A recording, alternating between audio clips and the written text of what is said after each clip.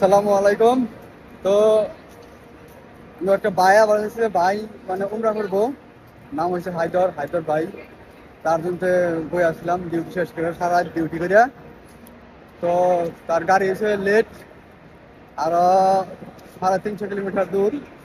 তাই ঘুরে গেছে গ্রাজুয়েশন আবো, যখন আবো তখন আবার আমু। তো ঢোকা দিল হায়দর ভাই। হায়দর ভাই, ধোকা দিলেন আপনি আমাকে। এই যে দেখেন ব্যাগ চেক নিয়ে আরাম নিয়ে আইছিলাম আপনার নাকি উপরা কোনো বলে খুব একটা আশা নিয়েছিলাম বুঝছেন। ধোকা দিলেন। এই সকালে ফজরে সেহেরি করে আইছিলাম, এই নামাজ টামাজ পড়ে আমি নেমে বই আসছিলাম। এইটা রানের অন্তরি 300 কিলোমিটার ফাঁকে আসুন। তো হয়তো দেরি হবো, আমরা আবার গেতেছি রুমে গেতেছি, আবার তো সময় পাই না আমার আম্মু। তো ঠিক আছে, তো আল্লাহ ওর ভাবছি সাথে কেউ না হন জানি। একসাথে উমরা করবো, উমরা হজ করবো। তা আইতে দেরি হবো। তো ভাবছি যে জায়গা এখন রুমে রুমে যাই ঘুম শুন পাই আবার আমি করে। তো এই হলো কাহিনী। তো ভালো থাকবেন সবাই। সালামু দেশের আলাইকুম। একটা মানুষ, এটা হয় কান থেকে কান্দে।